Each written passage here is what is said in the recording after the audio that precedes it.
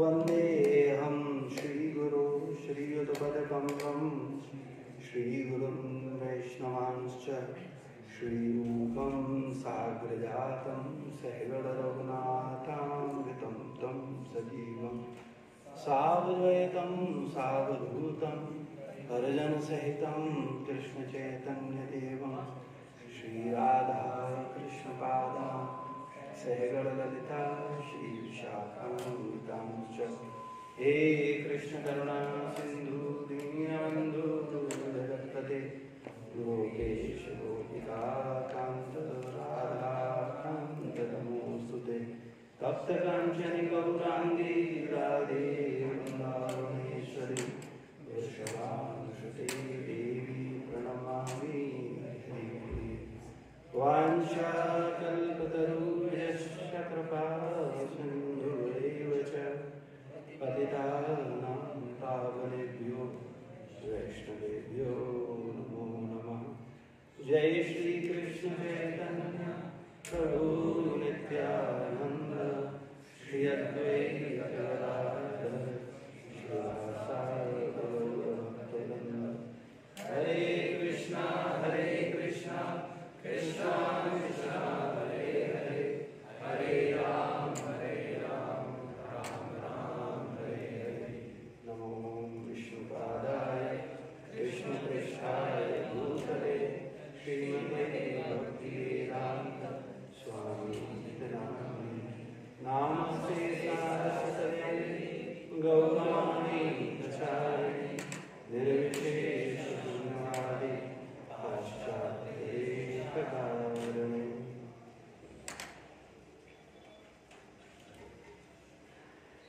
हरे कृष्ण। तो आप ऐसे कितने लोगों ने होमवर्क किया है? कृष्ण की ओर पढ़ के आए हो? हम लोग कहाँ तक चर्चा कर चुके थे?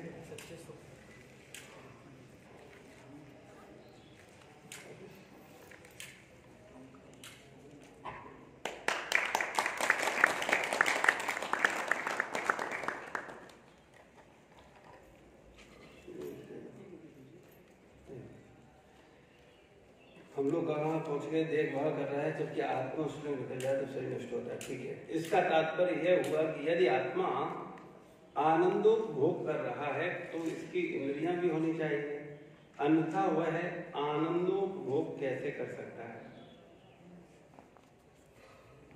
वेद इसकी पुष्टि करते हैं कि यद्यपि आत्मा अणु के समान सूक्ष्म है, तथापि वही वास्तव में आनंद का भोक्ता है। आनंद को नापना तोलना संभव नहीं है, किंतु इसका अर्थ यह नहीं कि आत्मा का कोई परिमाण ही नहीं है। जो पदार्थ हमें एक बिंदु से अधिक न लगे और जिसकी कोई लंबाई चौड़ाई भी दिखाई न दे, उसे भी यदि हम अणुवीक्षण यंत्र से देखें तो उसमें भी हमें लंबाई और चौड़ाई दोनों दिखाई देगी। इसी प्रकार आत्मा का भी अपना परिमाण होता है, पर उसका अनुभव नहीं कर सकते। जब हम कई वस्त्र खरीदते हैं तो उसे शरीर के अनुरूप बनाया जाता है। आध्यात्मिक स्फुलिंग का भी आकार होना चाहिए, अन्यथा यह कैसे हुआ कि उसे धारण करने के लिए भौतिक शरीर का विकास हुआ। निष्कर्ष यह है कि दिव्य आत्मा निर्विशेष नहीं है, यह यथार्थ में एक व्यक्ति है। ईश्वर एक वास्तविक पुरुष है और उनका सूक्ष्म अंश होने के कारण आत्मा भी एक व्यक्तित्व है। यदि पिता में निजी स्वरूप और विशिष्टता है तो पुत्र में भी ये अवश्य होंगे, और यदि पुत्र में है तो हम निश्चित रूप से कह सकते हैं कि पिता में भी होंगे। अतः यह कैसे हो सकता है कि भगवान की संतान होकर हम अपने स्वरूप और विशिष्टता को तो स्थापित करें और अपने परम पिता भगवान को कहें, भगवान में उनको नकारें। तो यहाँ चर्चा चल रही है कि भगवान निराकार और भगवान साकार। तो बहुत सारे आध्यात्मवादी जो आध्यात्म में रुचि रखते हैं वो दो प्रकार के लोग हैं, एक निराकार स्वरूप को मानने वाले और एक साकार स्वरूप को मानने वाले। ये दो ही आध्यात्मिक जीवन में दल हैं। पूरी दुनिया में जो मुस्लिम समुदाय के लोग हैं, मुस्लिम धर्म को मानने वाले हैं, वो लोग क्या स्वरूप मानते हैं? निराकार मानते हैं। सनातन धर्म में भी बहुत सारे ऐसे लोग हैं जो भगवान के स्वरूप को क्या मानते हैं? निराकार मानते हैं। तो भगवान के निराकार मानने वाले फॉलोअर दुनिया में बहुत ज्यादा नहीं, बहुत ज्यादा। और भगवान के स्वरूप को मानने वाले लोग ठीक है कि भगवान कैसे हैं, भगवान दो भुज रूप में हैं, भगवान बंसी धारण करते हैं, भगवान धनुष बाण धारण करते हैं। इस रूप में भगवान को मानने वाले ना के बराबर लोग हैं। यहाँ तक कि अपनी सनातन परंपरा में ऐसे कई आचार्य और गुरु हैं जो कहते हैं कि भगवान राम ये वो राम नहीं है, वो राम कोई और है, ये कृष्ण वो कृष्ण नहीं है, वो कृष्ण कोई और है। तो उनका कोई और कहने का मतलब क्या है? निराकार ब्रह्म से आशय है। वो भगवान के स्वरूप को ये मानते हैं कि नहीं, भगवान कोई व्यक्ति नहीं हो सकता। और ये बात सुनने में भी सही लगती है और सही है भी कि कोई व्यक्ति भगवान नहीं हो सकता। लेकिन भगवान क्या है इसको कैसे जाना जाए? शास्त्र के अनुसार, गुरु साधु शास्त्र के अनुसार। हम भगवान को अपने हिसाब से नहीं ढाल सकते। भगवान के विषय में हमें किससे जानना होगा? शास्त्रों से। तो शास्त्रों में वर्णन आता है कि भगवान निराकार भी है और भगवान साकार भी है। साकार क्या है? निराकार क्या है? निराकार है भगवान के अंग से निकलने वाला तेज प्रकाश, और साकार भगवान का स्वरूप। यहां प्रभुपाद जी बता रहे हैं कि जब हमारा स्वरूप है, जीवात्मा का स्वरूप है, तो परमात्मा का स्वरूप कैसे नहीं होगा? जब आत्मा का स्वरूप है, जैसे ये कुर्ता है तो कुर्ते में बाजू है, ठीक है ना, ये कुर्ते की बाजू है, लेकिन इस कुर्ते की बाजू कहां से आई? शरीर की बाजू थी तभी तो कुर्ते की बाजू है। अगर शरीर की बाजू नहीं होती तो कुर्ते की भी बाजू नहीं होती। जिस शेप में शरीर है उसी शेप में कुर्ता है जो हमने धारण कर रखा है। तो वस्त्र, शरीर को क्या बोलते हैं? वस्त्र। तो हम लोगों ने शरीर, आप जीवात्मा ने क्या किया? शरीर को धारण कर रखा है। और हम लोग बोलते हैं जैसे वस्त्र चेंज करते हैं वैसे हम लोग शरीर चेंज करते हैं। तो अगर शरीर का आकार है तो क्या आत्मा की चेतना का आकार नहीं है? वो चेतना जो पूरे शरीर में फैली हुई है उसके कारण ही तो ये शरीर का आकार है। यानी आत्मा की चेतना का हाथ है तभी तो ये स्थूल शरीर भी हाथ दिख रहा है, और इसकी चेतना को हम पूरे शरीर में अनुभव कर सकते हैं। हालांकि आत्मा का जो आकार है वो बाल के अग्रभाग के 10,000वें हिस्से के बराबर है। तो आत्मा का आकार शास्त्र में वर्णन किया गया, लेकिन जो उसकी चेतना है वो पूरे शरीर में व्याप्त है। आप शरीर में किसी भी जगह पिन चुभोगे तो प्रतिक्रिया आएगी। क्यों आएगी? क्योंकि आत्मा और उसकी चेतना पुरुष स्वरूप में शरीर में है। एक कुत्ते के अंदर कोई बाल के 10,000 भाग के बराबर आत्मा है, लेकिन उसका जो आत्मा की चेतना का स्वरूप है वो कुत्ते के शरीर जैसा है। तो कुत्ते के शरीर में भी आप कहीं पिन चुभोगे तो वो भी प्रतिक्रिया करेगा। तो कहने का तात्पर्य यह है कि आत्मा का भी क्या है? स्वरूप है ना। और जब आत्मा का स्वरूप है तभी वो स्वरूप इस शरीर के स्वरूप के रूप में प्रकट हो रहा है। जैसे अगर हम इस शरीर पर कोई कपड़ा पहनेंगे तो इस शरीर का हाथ है तो कपड़े के भी हाथ होंगे। शरीर का शेप जो है मोटा है तो मोटा कपड़ा होगा, पतला है तो पतला कपड़ा होगा। पैंट हम लोग बनवाते हैं तो दो पैर पैंट में भी होते हैं। क्यों पैर है? दो पैर हैं क्योंकि दो पैर हैं, इसलिए पैंट में भी दो पैर। तो इसी तरह से बताना चाह रहे हैं कि वास्तविकता में आत्मा का जब आकार है तो परमात्मा का आकार क्यों नहीं है? ऐसा सोचना कि परमात्मा निराकार है ये बात सही नहीं है। लेकिन अब समझने वाली बात ये आती है, आत्मा को निराकार मानना सरल है या आत्मा को साकार मानना सरल है? कई बार लोग बोलते हैं निराकार ब्रह्म की उपासना करने वाले ब्रह्मज्ञानी बहुत ही बड़े चढ़े लोग होते हैं, और भगवान के स्वरूप की आराधना करने वाले तो हर कोई भगवान के साकार स्वरूप की आराधना करता है, लेकिन निराकार ब्रह्म की उपासना करने वाले तो बहुत ही उच्च कोटि के होते हैं। तो मेरा प्रश्न है आपसे कि साकार और निराकार में भगवान के कौन से स्वरूप को समझना सरल है? कितने लोग बोलते हैं साकार? ठीक। और कितने लोग बोलते हैं निराकार? कोई नहीं, सब साकार बोलते हैं। साकार सरल है। तो अगर सरल होता तो पूरी दुनिया में सब लोग स्वीकार कर रहे होते, नहीं करते ना। लेकिन भगवान के साकार स्वरूप को मानने वाले कितने लोग हैं पूरी दुनिया में? 1% मुश्किल से, है ना। और निराकार स्वरूप को मानने वाले, जैसे अगर कहा जाए हाँ भगवान है, एक शक्ति है जो सब कुछ चला रही है, तो ये बात सब मानते हैं। आप ईसाई से पूछो, मुस्लिम से पूछो, किसी से पूछो, कोई भी बोलेगा कि नहीं बोलेगा। लेकिन अगर आपको बोला जाए ये जो कृष्ण है यही अनंत ब्रह्मांडों के मालिक हैं, यही इन्हीं की अंतकांति से अनंत ब्रह्मांडों की ब्रह्म ज्योति जो प्रकाशित हो रही है इन्हीं के शरीर की अंतकांति है, तो ये बात समझना बहुत मुश्किल है, इसे समझना आसान नहीं है। तो ज्यादा लोग मानते हैं वो सही होता है या कम लोग मानते हैं वो सही होता है? जो कम मानते हैं वो सही होता है।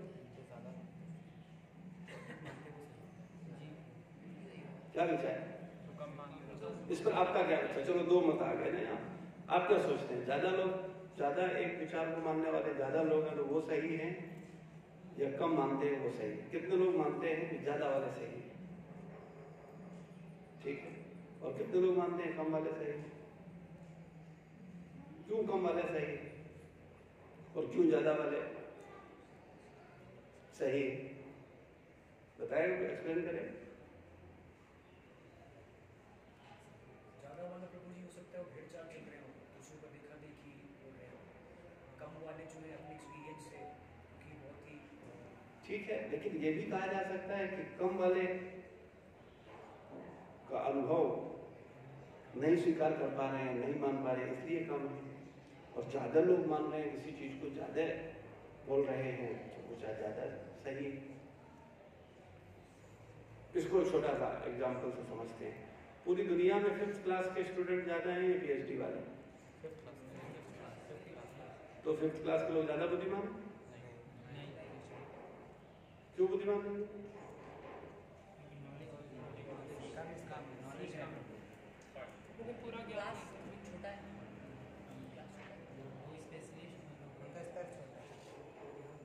क्योंकि उसमें ज्यादा दिमाग लगाने की जरूरत नहीं, ज्यादा समर्पण की जरूरत नहीं। कोई भी व्यक्ति थोड़ा भी स्कूल जाएगा तो 5वीं तो पास कर ही देगा, ठीक है। और PhD करने के लिए गुरु के बहुत शरणागत होना होगा, क्लासेस पास करनी होगी, एग्जाम देने होंगे, और एक लंबे समय तक शरणागत होकर के सिद्धांतों को समझना होगा, और प्रोफेसर की गाइडेंस में प्रॉपर PhD करेंगे तब PhD होगा, और उसमें एक लंबा समय भी लगता है। तो अगर दुनिया में PhD करने वाले लोगों की संख्या कम है और 5th क्लास करने वाले लोगों की संख्या ज़्यादा है, तो आप क्या कहेंगे? 5th क्लास वाले ज़्यादा बुद्धिमान है, ठीक है। तो ऐसे ही पूरी दुनिया में भगवान के निराकार स्वरूप को मानने वाले लोग ज़्यादा। क्यों? क्योंकि इसको मानने के लिए कोई ज़्यादा दिमाग की जरूरत नहीं, कुछ ज्यादा मुश्किल होता। एक अनपढ़ से अनपढ़ व्यक्ति को बोला जाए एक ऐसी शक्ति है जो पूरे ब्रह्मांड को चला रही है, तो क्या बोलेगा? तो ये सूर्य उग रहा है, चंद्रमा है, ये सब चल रहा है, ये शक्ति तो है और इसे सब स्वीकार कर लेंगे। इसमें कौन सा बहुत ज्यादा दिमाग, बहुत ज्यादा विचार करने की आवश्यकता है? तो आवश्यकता है क्या? लेकिन ये बोला जाए ये जो यशोदा नंदन है, यशोदा नंदन है, वो कौन है? भगवान है, अनंत ब्रह्मांडों के मालिक है। ये बात समझना बहुत मुश्किल है, जबकि ज्यादा मुश्किल नहीं है। भगवान ने खुद दिखाया है, भगवान ने अपना मुंह खोला तो क्या दिखा दिया? ब्रह्मांड दिखा दिया। लेकिन फिर भी नालायक लोग मानने को तैयार जाते हैं कि ये भगवान है ना। बहुत सारे लोग नहीं मानते। भगवान ने अपना विश्व रूप दिखाया, उसमें उन्होंने सब दिखा दिया, सारे देवी देवता सब उनके विषय ब्रह्मांड। जब अर्जुन को विश्व रूप दिखाया अपना, उसमें सब कुछ दिखाया, दिखाया कि दिखाया, फिर भी लोग मानने को तैयार है।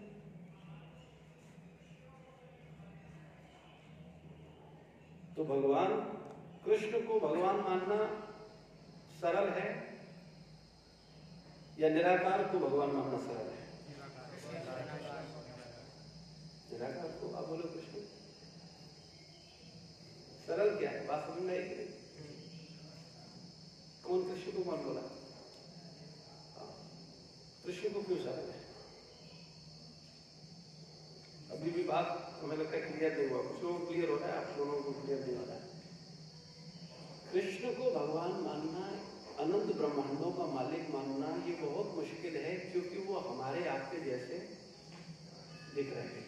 जैसे हमारा जन्म हुआ है ऐसे हम लोग सोचते हैं भगवान का भी जन्म हुआ है, तो हम लोग लगते हैं ये भगवान कैसे हो सकते हैं, एक मनुष्य भगवान कैसे हो सकते हैं। कई बार बड़े बड़े भौतिक क्षेत्र में IAS, PCS, IPS, काफी कुछ पढ़ने वाले लोग तर्क करते हैं और क्या कहते हैं, अरे आप लोग भी ना किसी को भी भगवान मानकर बोल देते हो। अरे भगवान कृष्ण एक राजा थे, शक्तिशाली थे। अब 5000 साल पुरानी बात है, तो 5000 साल में आपने मुझे भगवान बना दिया। अभी आने वाले समय में आप कुछ नेताओं को भगवान बना रहे हैं और लोग बनाने की कोशिश भी करते हैं। जैसे कई बार कई महापुरुषों को, कई लोगों ने जो अच्छे कार्य किए उनको भगवान मानने लगते हैं। जैसे कोई अगर नरेंद्र मोदी को भगवान मानने लगे तो क्या सही है? या कोई अगर अम्बेडकर को भगवान माने तो क्या सही है? नहीं। तो ये बात हमको स्पष्ट होनी चाहिए। ठीक है, वो एक अच्छे इंसान है, शक्ति संपन्न है, उन्होंने देश के लिए, समाज के लिए बहुत कुछ कर रहे हैं, लेकिन इसका मतलब ये नहीं कि वो भगवान हो। तो लोग क्या सोचते हैं कि जैसे शक्तिशाली पुरुष ये है या कोई शक्तिशाली पुरुष राजा है, वैसे ही भगवान कृष्ण जो है वो एक महामानव थे या महापुरुष थे, भगवान नहीं। कैसे मान लीजिए भगवान? भगवान तो नहीं। भगवान का स्वरूप कैसा है? तो इस तरीके के विचारों को मानने वाली दुनिया में लोगों की कमी नहीं है। अच्छा, उनको समझाना बहुत मुश्किल है, क्योंकि उन्होंने जो पढ़ रखा है वो उससे समझने की कोशिश करते हैं। ठीक है, भगवान को कभी भी आप अपने इंद्रियों से नहीं जान सकते। इंद्रियों की पहुंच से क्या है भगवान परे है। यहां तक कि मन बुद्धि के भी भगवान क्या है? परे। तो भगवान देखा जाए तो बुद्धि का विषय नहीं, भगवान किसका विषय है? प्रेम का। Very good. भगवान बोलते भी भगवत गीता में, भक्त्या माम विजाना, भक्त मुझे जान सकते हैं, हर कोई नहीं जान सकता। तो जो भगवान से प्रेम करेगा वो भगवान को जान सकता है। जो शरणागत होगा वो भगवान को जान सकता है, हर कोई भगवान को नहीं जान सकता। तो यहां पर प्रभुपाद ये बताने की कोशिश कर रहे हैं कि जब हमारा शरीर है हमारा आकार है तो भगवान का आकार क्यों नहीं होगा? जैसे पुत्र के रूप को देख करके पिता का अंदाजा लगाया जा सकता है ना? पुत्र अगर गोरा है, सुंदर है, तो निश्चित रूप से हम लोग सोचते हैं इसके माता पिता भी सुंदर होंगे, गोरे होंगे, है ना? और अगर पुत्र काला है या कुरूप है तो हम लोग अंदाजा लगा देते हैं कि भाई माता पिता भी कुरूप होंगे, काले होंगे, है ना? तो कहने का तात्पर्य ये है कि हमको ये समझना है कि जैसे पिता के गुण पुत्र में आते हैं, इसी प्रकार से भगवान के गुण हमारे अंदर है। पुत्र पिता का क्या है? अंश है ना? ऐसे ही हम लोग भगवान के अंश हैं। हम लोग मतलब आत्मा, ठीक है ना? तो आत्मा क्या है? भगवान की अंश है। तो आत्मा क्या है? अजर अमर है कि नहीं? और परमात्मा क्या है? अजर अमर है, ठीक है? पिता गोरा है तो पुत्र भी गोरा है, गुण मिल रहा है। इधर पिता भी अजर अमर है और पुत्र भी अजर अमर है, ठीक है? पिता भी ज्ञानवान है और हम यानी आत्मा भी ज्ञानवान है। पिता नित्य है, हम भी नित्य हैं। पिता आनंदमय है, हम भी आनंदमय है, ठीक है? वो अलग बात है कि हम अपने स्वरूप को भूल गए, हम अपनी मूल चेतना को भूल गए हैं और हम शरीर को मान करके और मन बुद्धि अहंकार के आधार पर ही संसार में सुख दुख भोग रहे हैं। लेकिन हम किसकी संतान हैं? भगवान की संतान है। भगवान कभी डिप्रेशन में होते हैं, भगवान कभी मुंह लटकाते हैं, भगवान कभी उदास होते हैं। हम लोग उदास होते हैं, डिप्रेशन जाते हैं, परेशान होते हैं। कारण ईश्वर को भूल रहे, अपने स्वरूप को, हम अपने स्वरूप को भूल गए, हम अपने को ही भूल गए। जिस समय हम अपने स्वरूप में स्थित हो जाएंगे, ये सारी प्रॉब्लम हमारी खत्म हो जाएगी। लेकिन उस स्वरूप में स्थित होने के लिए हमें भौतिक चेतना से अपने को उठाना पड़ेगा, इससे ऊपर उठना होगा। तो यहाँ चर्चा चल रही है, यहाँ इस टॉपिक पे, यहाँ पर इस प्रसंग में ये बताने की प्रभुपाद की कोशिश कर रहे हैं कि जब आत्मा का आकार है तो फिर परमात्मा का भी आकार है। हमारा अगर हाथ है तो परमात्मा का भी हाथ है, हमारे पैर हैं तो परमात्मा के भी पैर हैं। क्या परमात्मा इंद्रिय रहित है? लेकिन क्या परमात्मा की इंद्रियां और हमारी इंद्रियां एक सी हैं? क्या अंतर है? हाँ, भगवान की इंद्रियां पूर्ण है और हमारी इंद्रियां अपूर्ण है। भगवान पूर्ण है और हम अपूर्ण है। भगवान की आंख पूर्ण है और हमारी आंख कैसे? हमारी आंख अपूर्ण है।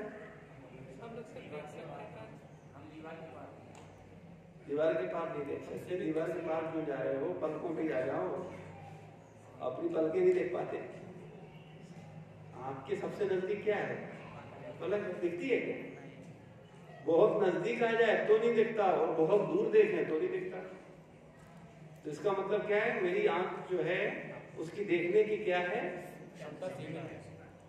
लिमिट है, उसमें ही, उस कंडीशन में ही जो देख सकती है। तो इसीलिए हम लोगों को क्या बोला जाता है? कंडीशन सोल, है ना? हमारे साथ क्या जुड़ी है? कंडीशन जुड़ी हुई है ना? हमारा बुद्धि कैसा है? कंडीशन, कंडीशन लगी हुई है, पूर्ण नहीं है। भगवान का बुद्धि पूर्ण है। और पूर्ण कैसे है भगवान? भगवान अपनी आंख से संतान उत्पत्ति कर सकते हैं, आंख से सुन सकते हैं, आंख से खा सकते हैं, ठीक है? उनकी कोई भी इंद्री किसी भी इंद्री का कार्य कर सकती है, तभी तो पूर्ण है। लेकिन हमारे साथ ऐसा है क्या? आपने देखा हो, आपने सुना हो, जो शास्त्रों को पढ़ोगे तो भगवान दृष्टिपात करते हैं और प्रकृति बहुत सारी जीवात्माओं को गर्भस्थ कर देते हैं। तो कैसे गर्भस्थ कर रहे हैं? वो कोई मैथुन करके नहीं कर रहे हैं, वो कैसे कर रहे हैं? दृष्टिपात करके।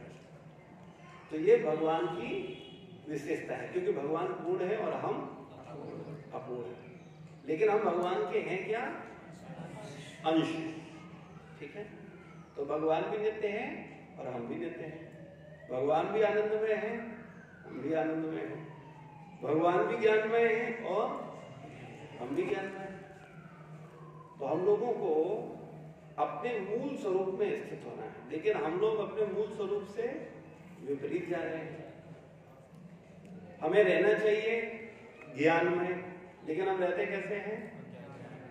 अज्ञान में। ज्ञान में मजा आता है कि अज्ञान में मजा आता है? ठीक, इसमें भी दो मत आ गए। कौन बोलता है कि ज्ञान में मजा आता है? ठीक है, और कितने लोगों को अज्ञान में मजा आता है? वास्तविकता में अगर ज्ञान में मजा आ रहा होता तो अज्ञान में पढ़ते क्यों? हम अज्ञान में ही हैं, अज्ञान में ही तो आनंद ले रहे हैं। हमको क्या लगता है? अरे ये संसार बड़ा मजा है, स्त्री में मजा है, पैसे में मजा है, संसार में मजा है ना? तो ये ज्ञान है कि अज्ञान है? क्योंकि अगर धन में मजा होता तो मिल गया होता, किसी को मिला, सुख मिलता है, सुविधाएं मिलती हैं, लेकिन आनंद नहीं मिलता।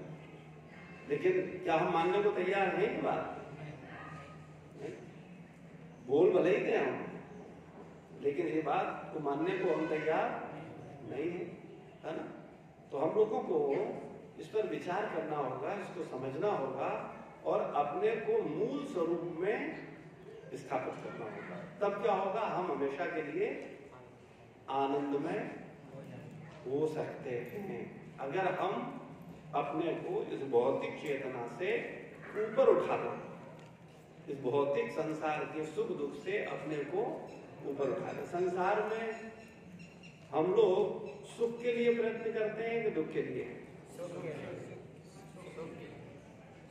के लिए। मिलता क्या है? सुख भी मिलता है, लेकिन जितना सुख मिलता है उतना ही दुख भी मिलता है। ठीक है, तो अगर देखा जाए अप्रत्यक्ष रूप से हम किसका प्रयास कर रहे हैं? दुख का, दुख प्राप्ति का प्रयास कर रहे हैं। लेकिन मानने को तैयार है? नहीं, बिल्कुल तैयार नहीं। हमको क्या लगता है? पूरी दुनिया चल रही है, ऐसे थोड़ी हम भी उसी मार्ग पर जाएंगे, हम भी वही करेंगे। लेकिन हम देख रहे हैं पूरी दुनिया में कोई सुखी नहीं है, फिर भी हम वही करना चाहते हैं। हम कतई मानने को तैयार नहीं है कि पूरी दुनिया दुखी है तो हम भी दुखी रहेंगे। क्या सोचते हैं हम लोग? क्या सोचते हैं? अरे उसके पास पैसा है, वो बेवकूफ है, दुखी है, मेरे पास होगा तो हम सुख रहेंगे। उसके पास पत्नी है, वो दुखी है, अरे उसे हैंडल करना नहीं आता, हम होंगे ना, हम हैंडल कर लेंगे। सोचते हैं ऐसा कि नहीं सोचते? हम तो मैनेज कर लेंगे। लेकिन बुद्धिमान व्यक्ति विचार करता है कि कोई हैंडल नहीं कर पा रहा है, कितना भी धन आ जाए कोई सुखी हो पा रहा? एक सिंगल व्यक्ति है और कहे कि मैं विवाह करके आनंदित हो गया और मेरे जीवन में पूर्णता आ गई। क्या स्त्री किसी व्यक्ति को आनंद दे सकती है? क्या धन व्यक्ति को आनंद दे सकता है? अरे स्त्री और धन छोड़ो, क्या खुद का शरीर, तो ये शरीर है, अगर इस शरीर का उपयोग हम केवल भौतिक संसार और भौतिक संसार के संसाधनों में इसको लगाएंगे तो क्या ये शरीर हमको आनंद दे सकता है? नहीं। इतनी सी बात समझते हमको ये जानना है कि वास्तविकता में इस शरीर से हम आनंद प्राप्त कर सकते हैं, लेकिन कब? जब हम इसको सही डायरेक्शन में ले जाएं। पहले तो सत्य और असत्य पर विचार करें और फिर सत्य को स्वीकार करके उस पर चलने का प्रयास करें। ढेरों लोगों ने आनंद को पाया है, इसके जीते जागते उदाहरण हमारे वर्तमान समय में भी, इस कलयुग की बात करें तो ढेरों जो परम आनंद में थे। जैसे मीरा जी दुखी थी कि सुखी थी? कितने लोग बोलते हैं दुखी, कितने लोग बोलते हैं सुखी? सुखी। दुखी कितने लोग बोलते हैं?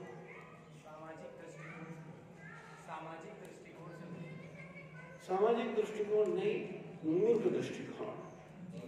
ठीक है, सामाजिक दृष्टिकोण जब हम बोलते हैं तो हमको लगता है अपना भी एक समाज है, गर्व होता है। लेकिन जब हम सत्य बोलते हैं तो पता चलता है कौन सा दृष्टिकोण? मूर्ख दृष्टिकोण। मूर्ख दृष्टिकोण से कैसी थी? दुखी थी, लेकिन वास्तविकता में संसार में सुख है ही नहीं तो मिलेगा कहां से? बस इतनी सी बात अगर समझ जाएंगे तो जीवन आनंदमय हो सकता है। संसार में सुख है नहीं, ठीक है, और भगवान में दुख है नहीं।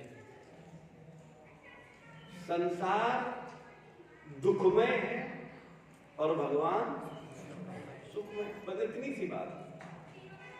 जो समझ जाता है उसका जीवन कृत्य कृत्य हो जाता है। जैसे ढेरों था, अरे अगर ज्यादा पुरानी बात क्यों करो, अपने परंपरा के अपने ही आचार्यों को देख लो, श्रील प्रभुपाद जी को देख लो, गौर कृष्णदास बाबा जी महाराज, भक्ति सिद्धांत सरस्वती महाराज, छठ गोस्वामी, अपनी ही परंपरा को क्यों, अन्य परंपराओं को, गीता प्रेस गोरखपुर में हनुमान प्रसाद दास जी थे, रामसुख दास जी थे, अपनी मौज में रहते थे और वो बड़ा आनंद करते थे, हमेशा आनंद में थे। क्यों हमेशा आनंद में कैसे थे? कोई व्यक्ति हमेशा आनंद में कब रह सकता है?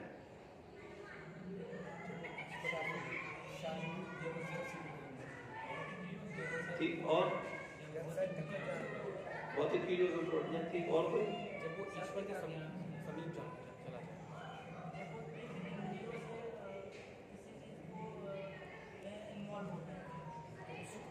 सारे लोग बड़े बड़े कठिन कठिन उत्तर दे रहे, सरल उत्तर नहीं दे पाते। सुख दुख से ऊपर हो जाए। ठीक है, ठीक है, आप लोग सब सही बोल रहे हो, बड़े कठिन उत्तर दे रहे हो। ऐसा कब होगा? सुख दुख से ऊपर आप कब उठोगे? कब होगा ये?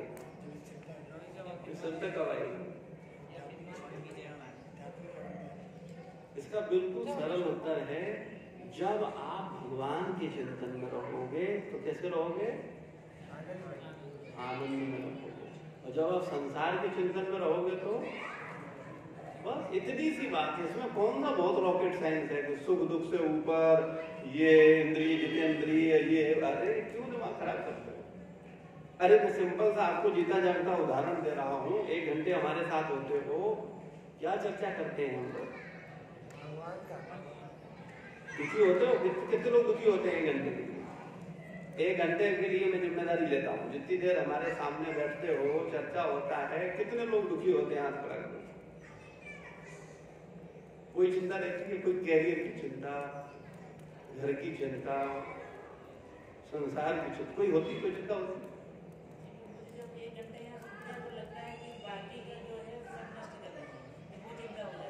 क्या? हाँ, वो चिंता उचित है। वो चिंता इसलिए उचित है क्योंकि जब आप ज्ञान में होते हो तो अज्ञानता से चिंता होना स्वाभाविक है। लेकिन जब आप अज्ञान में होते हो तब कई बार हम ज्ञान से चिंता करने लगते हैं, तो ये मूर्खता है।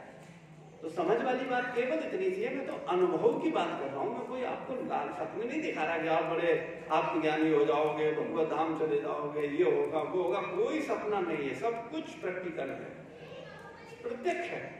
आप एहसास कर रहे हो। जितनी देर बैठते हो उतनी देर आपको संसार की कोई चिंता नहीं रहती है। दिव्य आनंद होता है। क्यों?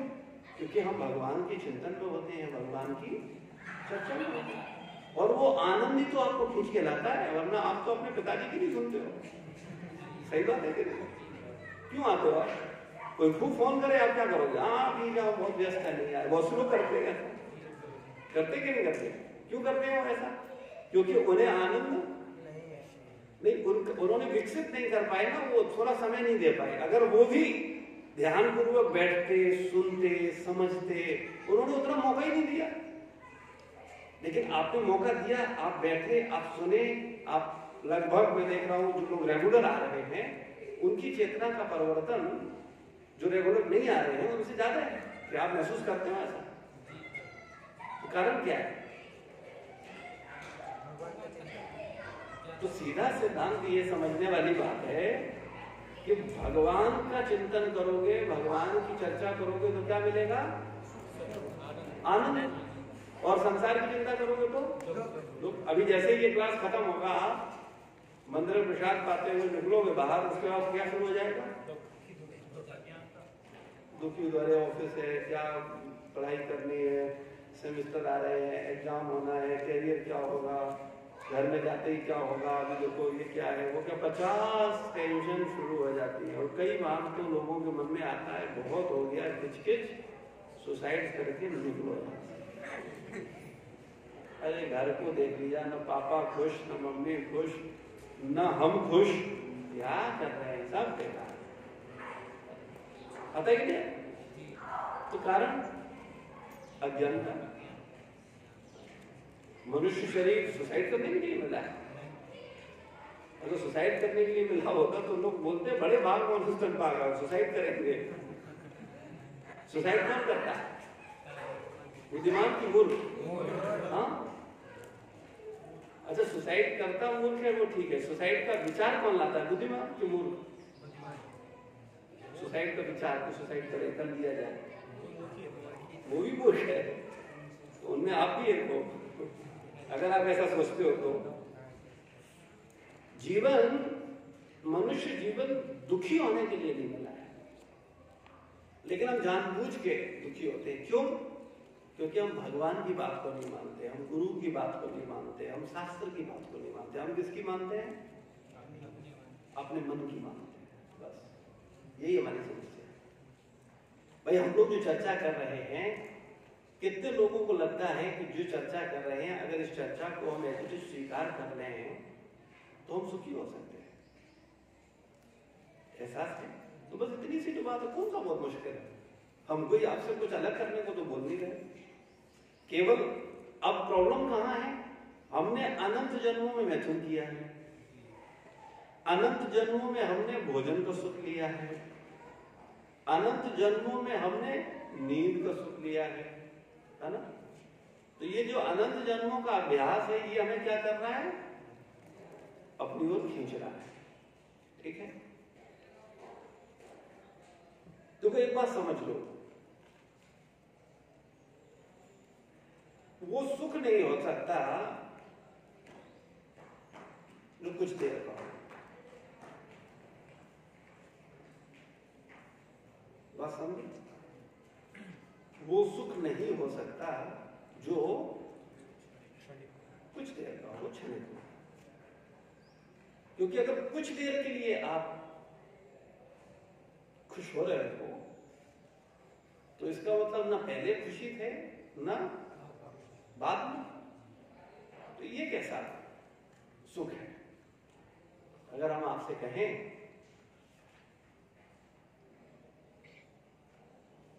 आपको 50 जूते मारेंगे और 10 सेकंड का अनंत सुख देंगे, कितने लोग मानेंगे? कोई तैयार होगा? कोई तैयार नहीं होगा। और स्त्री के पास जाकर के हम क्या सोचते हैं? 50 जूते उसके खाते हैं कि नहीं खाते? और सुख कितना मिलता है? 10 सेकंड। कितनी अवहेलना, कितना अपमान, कितनी उपेक्षा, कितनी चीजें सहते हैं हम। सहते नहीं सहते? जूतों का मतलब ये नहीं होता उतार के जूता मारा जाए।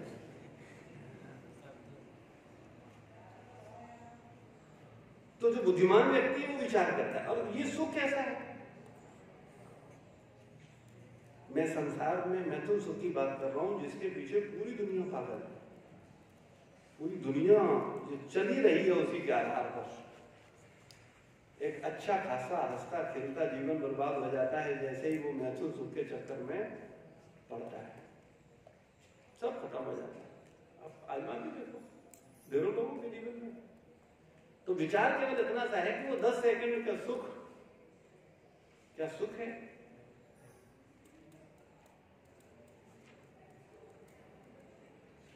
लोग विवाह करते हैं, उद्देश्य क्या है?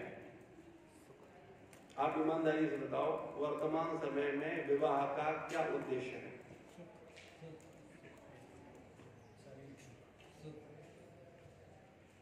एक शब्द में बोला जाए तो क्या बोलेंगे? परिवार सुख। मैं उत्तर में ऑप्शन दे रहा हूं, आप लोग बताइएगा। पारिवारिक सुख, संतान सुख या मैथुन सुख? तीनों सोचते हैं लेकिन अल्टीमेट मैथुन। न संतान है, जब तुम खुद संतान हो तो तुम्हें संतान क्या पड़ी है बताओ?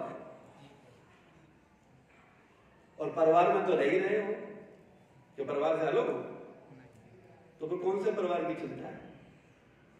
चिंता किस बात की है? मैथुन की, और कुछ नहीं। इतनी सी बात। लेकिन चूंकि ये अनंत जन्मों का अभ्यास है तो इससे निकलना या इस भावना से निकलना, इस विचार से निकलना इतना सहज नहीं है। ये हम सब के ऊपर ये जो काम है वो क्या है? सर चढ़ करके बोलता है। लेकिन बुद्धिमान व्यक्ति ये जरूर समझ सकता है कि ये कैसा सुख है। फिर मैं आपको एक ऑप्शन देता हूं। एक तरफ मैं कहता हूं आपको 10 सेकंड का सुख मिलेगा और एक तरफ मैं बोलता हूं आपको पूरे जीवन का सुख मिलेगा। तो आप कौन सी चॉइस करोगे? लेकिन वो कैसे मिलेगा? गलत भावना से, गलत सोच से, गलत का मतलब थोड़ा और स्पष्ट कर दें, ईर्ष्या से, द्वेष से। और हम लोग इन्हीं सबके शिकार। हम ईर्ष्या करते हैं, हम द्वेष करते हैं, हमारा अपना दिमाग अलग चलता है, इसीलिए हम शरणागत नहीं होते हैं, हम सही बात को स्वीकार नहीं करते हैं, हमारा अपना मन जो बोलता है वही करते हैं। तो इसीलिए हम आनंद का सपना लेके ही संसार से चले जाते हैं, लेकिन आनंद मिलता नहीं। और भगवान भगवद गीता में बोलते हैं, मनुष्याणाम श्रेयसेषु कश्चित् गति सिद्धये। कई हजार मनुष्यों में से कोई एक इस तरफ आता है और उनमें से फिर कोई विरला मुझे वास्तव में जान पाता है, प्राप्त कर पाता है। इतना दुर्लभ, इतना आसान नहीं है। अरे सस्ता सुख तो सबके लिए सुलभ है भाई। हम लोग शास्त्रों से पढ़े, गुरुजनों से सुने, आपसे कई बार चर्चा हुई, क्या विचार है आपका? एक कुत्ते को जो मैथुन में सुख मिलता है और एक हमको जो मैथुन में सुख मिलता है, उसमें कोई भेद है? वही सुख है जो हमको नींद में सुख मिलता है, वही सुख जानवरों को मिलता है, उसमें कोई भेद है? तो जो बुद्धिमान व्यक्ति है वो क्या सोचता है कि ये सुख तो अनंत जन्मों में हमने लिया है। कुत्ता था तब भी, बिल्ली था तब भी, चूहा था तब भी, पशु पक्षी 84 लाख योनियों में था तब भी हमने क्या किया है? ये सुख लिया। कौन सा सुख? मैथुन का सुख, आहार का सुख, निद्रा का सुख। ये तो मैंने कब लिया है? अनंत जन्म। एक कुत्ता सोता है और हम सोते हैं, कोई भेद है क्या? उसको ज्यादा आनंद मिल रहा है या हमको कम मिल रहा है, या हमको ज्यादा मिल रहा है उसको कम मिल रहा है? नहीं, एक ही क्रिया है। और इन क्रियाओं को हम अनंत जन्मों से कर रहे हैं, लेकिन अभी क्या मिला है हमको? मनुष्य शरीर। अब ये मनुष्य शरीर भी अगर हम इन्हीं 4 कार्यों में बिता देंगे, केवल आहार, निद्रा, भय और मैथुन, तो हम अपना मनुष्य जीवन कैसे बिताएंगे? पशु का। बस इतनी सी बात है। और मनुष्य आहार, निद्रा, भय, मैथुन को सुख लेने के लिए नहीं है। मनुष्य जीवन किस लिए है? आनंद प्राप्ति के लिए। तो जब किसी को आनंद की प्राप्ति होती है, जब कोई मनुष्य जीवन का सदुपयोग करके आनंद प्राप्त कर लेता है, तब वो गाता है, बड़े भाग, बड़े भाग से मुझे ये शरीर मिला, मैंने आनंद प्राप्त कर लिया, बड़े भाग्य भगवान। और अगर हम वही आहार, निद्रा, भय, मैथुन का सुख ले रहे हैं, तो हम कह सकते हैं हम बड़े भाग्य हैं। फिर हमने कौन सा ऐसा कार्य किया? तो जो पशु कर रहे हैं वही हम कर रहे हैं। तो बस इतनी सी बात है। श्रील प्रभुपाद की जय, हरि महाराज की जय, समस्त भक्त वृंद की जय। किसी का कोई प्रश्न, कोई जिज्ञासा? जी प्रभु जी, पिछले पीछे।